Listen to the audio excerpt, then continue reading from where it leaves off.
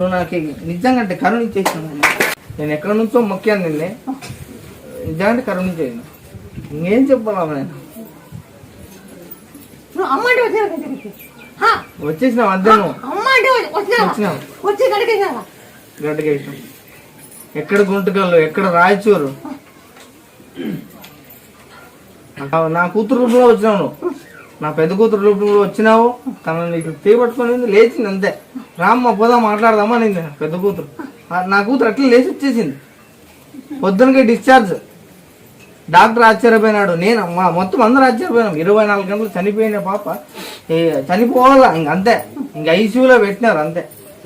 లేచి నీ కళ్ళ ముందు ఈరోజు ఇట్లుంది. పాప చనిపోయే పొజిషన్లో ఉండేది బతికించినామండి. ఎంత గొప్ప మేము